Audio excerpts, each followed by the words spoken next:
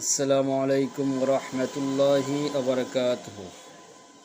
সম্মানিত সুধী, দেশ এবং প্রবাসে যে যেখান থেকেই আমাদের সাথে যুক্ত আছেন, সকলকে শুভেচ্ছা এবং অভিনন্দন জানিয়ে আজকের অনুষ্ঠানটি শুরু করতে যাচ্ছি।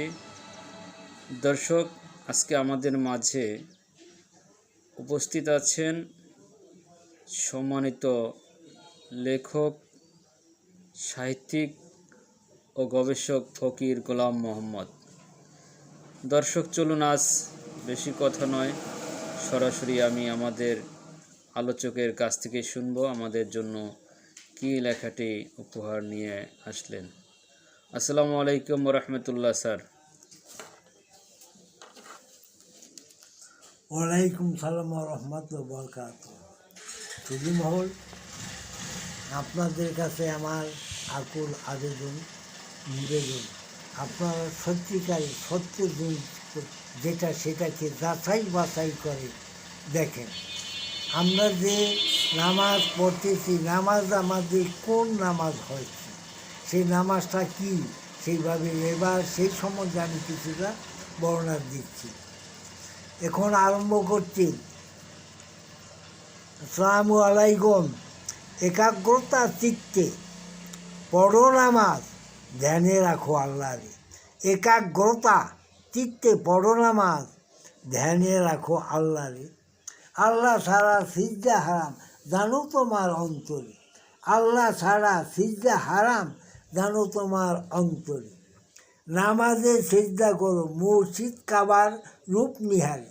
নামাজে সিজদা করো, মুর্শিদ কাবার রূপ নিহারে।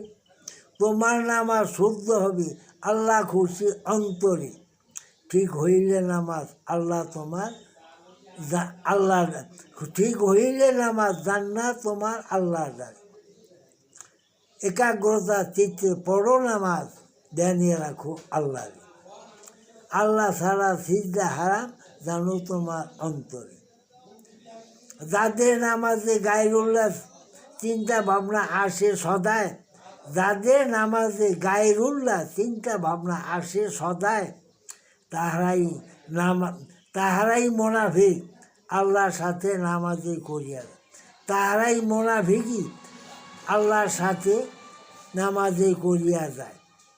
তাদের নামাজে আত্মশুদ্ধি, দিল জিন্দা, হুজুরি কলব হস্তে নারী। তাদের নামাজে আত্মশুদ্ধি, দিল জিন্দা, হুজুরি কলব হস্তে নারী। একাগ্রতা চিত্তে পড়ো নামাজ, ধ্যানে রাখো আল্লাহরে। একাগ্রতা চিত্তে পড়ো নামাজ, ধ্যানে রাখো আল্লাহরে। আল্লাহ ছাড়া সিজদা হারাম, জানো তোমার অন্তর।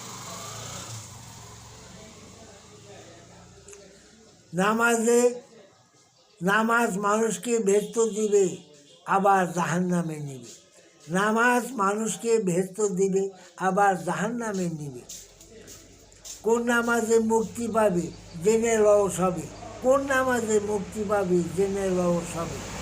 হযরত গোলাম মোহাম্মদ নামাজ যে সঠিক বিধান